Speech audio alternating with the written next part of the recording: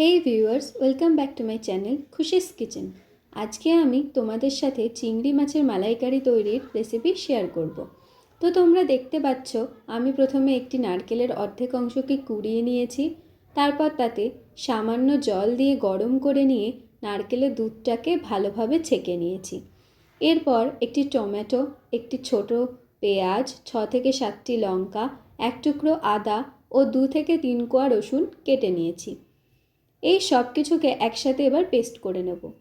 তারপর চিংড়ি মাছগুলোকে ভালোভাবে পরিষ্কার করে ধুয়ে তাতে সামান্য লবণ, 2 চামচ হলুদ গুঁড়ো দিয়ে ভালোভাবে মেখে নেব।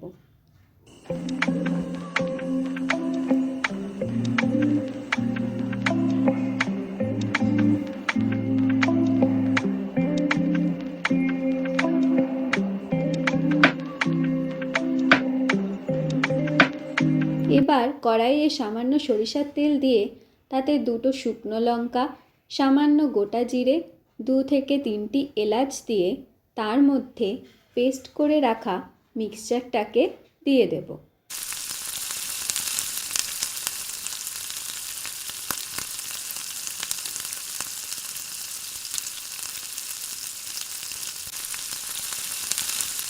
এরপর এর মধ্যে এক এক করে চিংড়ি মাছগুলোকে দিয়ে নিয়ে তাতে স্বাদ মতন নুন, চিনি দিয়ে ভালো মতন কষিয়ে নেব।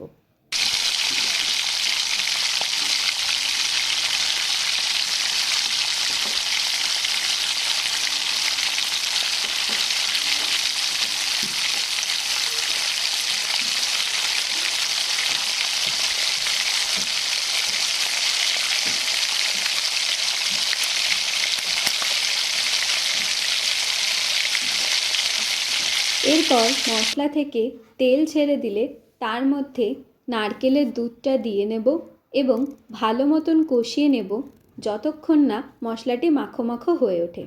তো তোমরা দেখতেই পেলে আমি কত সহজে চিংড়ি মাছের মালাইকারি রান্না করলাম।